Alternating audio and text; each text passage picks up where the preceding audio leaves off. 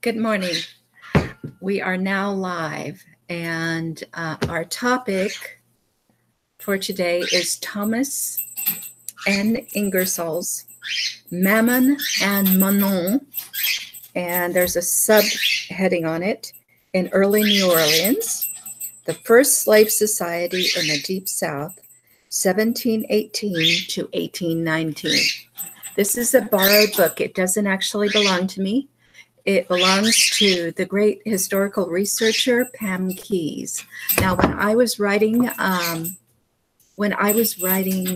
Theodosia and the Pirates, which there are two parts of, I was very interested in anything to do with New Orleans and the society there, and that included slaves and ex-slaves and freed slaves and free people who had ancestors who had been slaves. So I think this is a good time for me to continue with my New Year's resolution, which is that I am planning to read this book and return it to its owner, Pam Keyes. Right now, there's a problem with YouTube that they have decided not to allow us to share our streams, our live streams on other social media automatically, which means that I have to try to figure out how in the world I'm going to do this. So I'm going to go to my, okay. So there we are. This is my other channel. I'm going to open this up for a minute. Oh, okay. So there we are. This is my other channel. And I am going to now attempt to share this.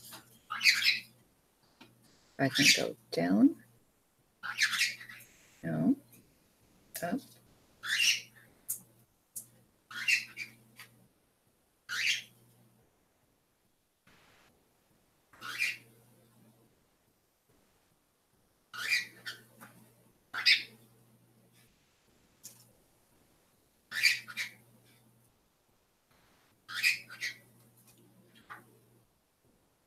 Goodness, it's made it very difficult for me to share it. So I'll tell you what, I'm going to give you a card to read, which is inside my book. I'm going to read you this, and then I'm going to go try to share this on my other computer. So this is a quote from Theodosia and the Pirates, the Battle Against Britain. Marie took on a testy tone of voice. Do you think that a black woman shouldn't own slaves, Emma? I don't think anyone should own slaves, Theodosia replied. And do you mean to tell me that you have never owned any slaves? Theodosia, striving for honesty, replied, I've never owned anything. My father owned slaves. My husband owned slaves. But I am a woman, and I have never owned any property at all. Marie Villard gave her a pitying, indulgent look. Then she said, I think it is very important to own property. I own this house. It is in my name and my name only. This makes me a landholder and a respected citizen. If you do not own any property, how can you be free? That's a good question. So let's ponder that. If I can just make you see it. And meanwhile, I'll go share.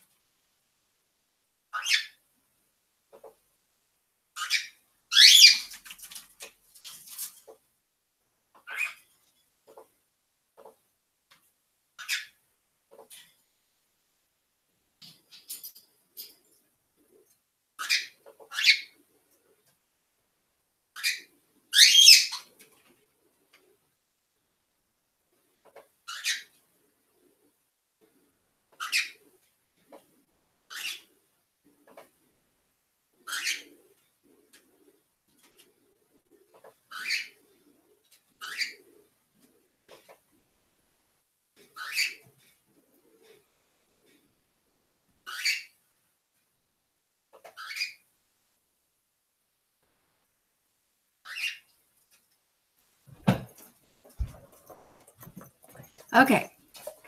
So in New Orleans, slavery didn't start when Louisiana was picked up as an American territory. Slavery started a great deal earlier than that. And I am now on page 8, and we are in a part that is called the French regime. And according to the colonist Dumont de Montigny, so many people arrived so suddenly in 1719 that Bienville had to disperse many soldiers, workmen, and even officers to live with the Biloxi and Pascagoula Indians, who received them with great pleasure.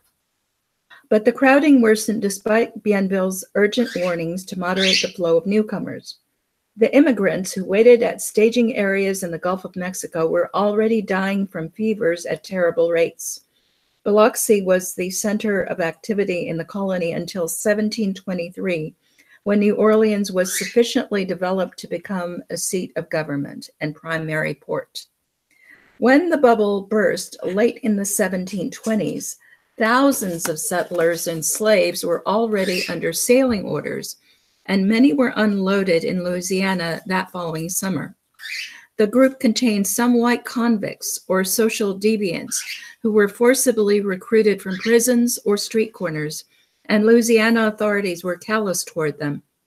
By the time of the bubble, a specially appointed crew of recruiters called the Mississippi Bandoliers roamed the kingdom in search of vulnerable young people to deport. Like 16-year-old Marguerite Jobard, noted in this chapter's second epigraph, who was seized violently by the Bandoliers when she refused their extravagant offer. By 1721, communities throughout France had watched tumbrils filled with unfortunate outcasts rolling toward seaports for exile in Louisiana. Many of these people were simply dumped on the beach at Biloxi following their long transatlantic voyage and provided with no farming supplies or guns. Some rich planters produced crops immediately and were able to relieve some distress, but the crops were too few and hungry colonists devoured the livestock intended to breed herds and flocks. Some people died from eating herbs they did not know, others from eating oysters. Many died from diseases caused by the strange pathogens their fellow passengers carried with them from various regions. Some just starved. This event was not nearly more murderous than the prolonged agony of Virginia's founding generation, nor so awful as the French resettlement of Guyana in the 1760s, but more people died with more shocking rapidity than in early Virginia, and the Guyana episode still lay in the future. Surviving Louisiana colonists reaped the hostility of a metropolitan elite that was paralyzed by the consequences of its own folly. The company's engineers laid out New Orleans and surveyed land grants for thousands, but few voluntary immigrants came after that. Common French people had a horror of the place. The few settlers who did arrive in the years after 1721 were independent people with connections in France who could acquire land and slaves on credit in Louisiana. After some colonists provoked a devastating attack by one of the local Indian nations in 1729, described below, the Company of the Indies was thoroughly discredited, and the company's directors abandoned the colony to the king in 1731. Thus, the stock bubble proved to be the first step in an inversion of the public image of Mississippi from paradise to purgatory. The disinclination of most French people to emigrate to North America was reinforced by dread of Louisiana as a barren land of folly, a wilderness infested with deported thugs and harlots, bloodthirsty Indians, and horrid wild animals. Okay.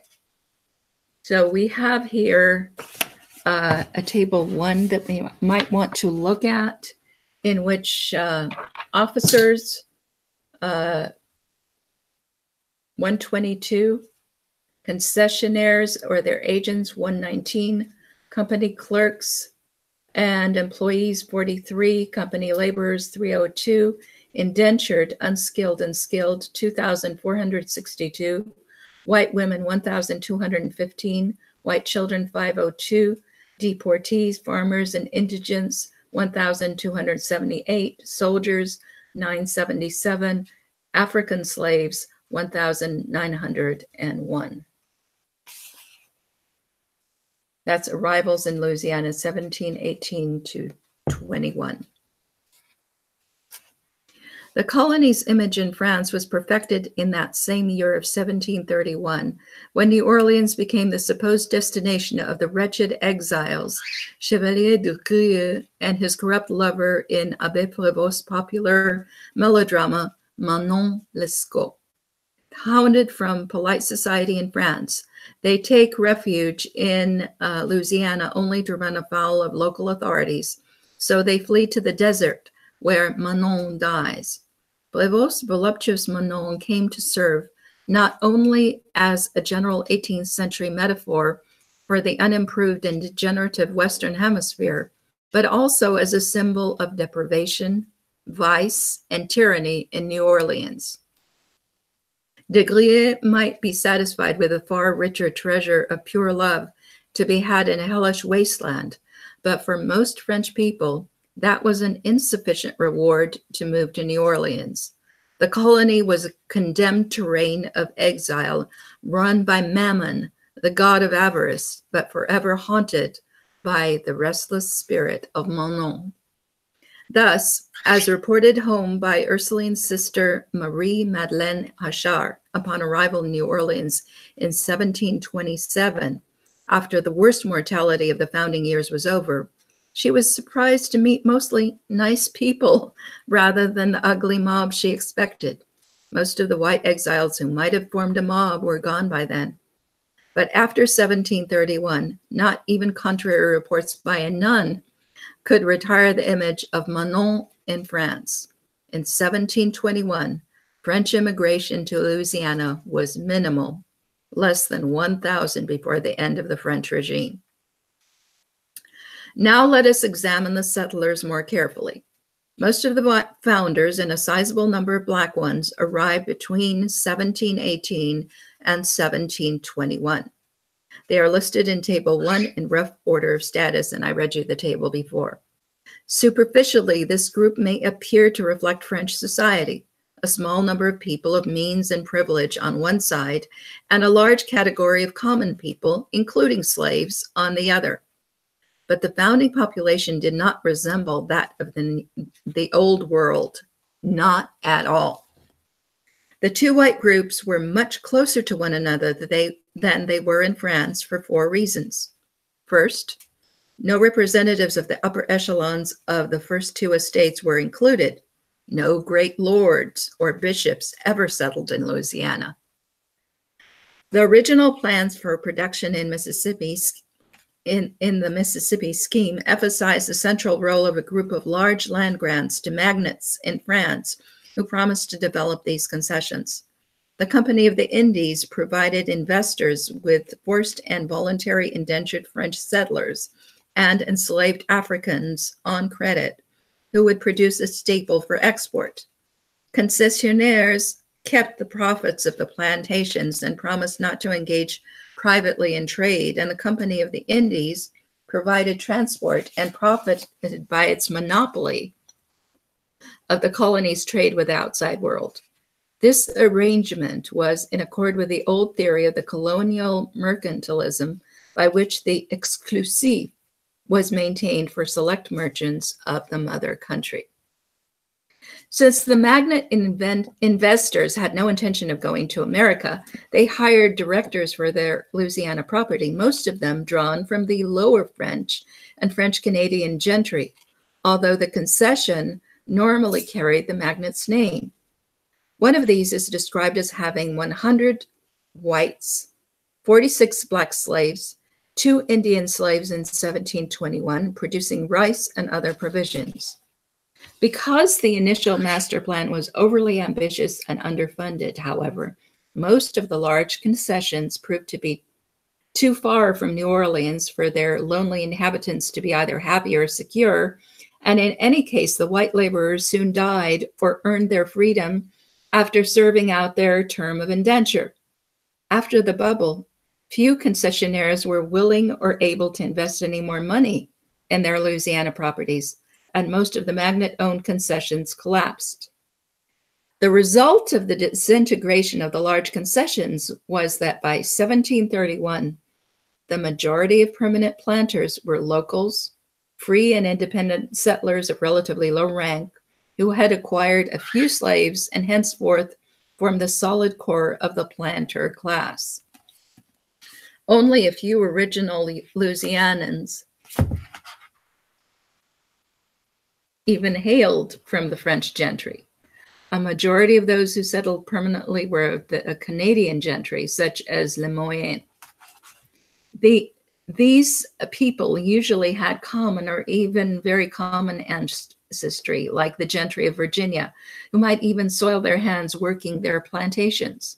While those of Louisiana were no more democratically minded than the planters of Virginia, like them, they could not separate themselves so far or so disdainfully from those settlers who lacked manorial titles as they would have done in France. A second reason New Orleans society could not be described as European was that after the early years, there remained relatively few settlers derived directly from the peasantry, the people who comprised the vast majority of the population of France. The disease debacle produced by the mass migration to Louisiana disproportionately affected the poorest and most vulnerable. Above all, early New Orleans society was not composed of disreputable people who had to leave France. For the actual criminals and libertines who arrived in Louisiana, life was short, and ultimately they played a small part in the colony's history. The deportees numbered 1,278, only 21% of the 6,043 French immigrants listed in Table 1. Many were unsuited to the purpose for which they were transported.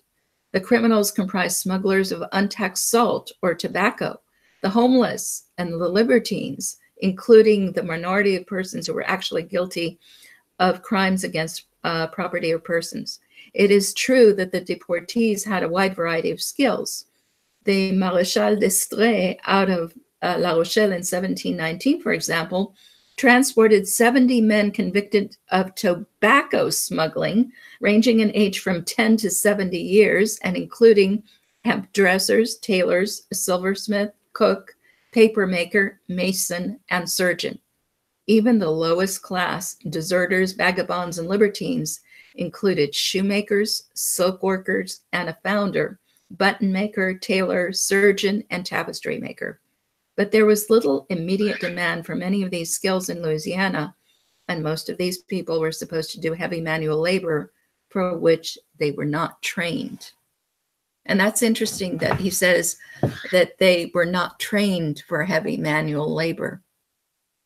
A lot of us think that doing unskilled labor is something that you don't have to train for. But according to this book, you do. And if you just pick up somebody and transport him somewhere and tell him that he has to engage in heavy manual labor, that might not end up very well. Another group of the deportees were those cast out of bourgeois or artisan families, usually for irreligion, and generally called libertines, meaning anyone not sufficiently obedient to authority. Okay, that's what we call libertarians sometimes. One Charles, 22 years old, had gone to Paris to study theology. Falling into debt instead, his parents turned him over to the authorities with a small pension that would help him survive in America. Some parents were in danger of being ruined by their daughters or battered by their sons.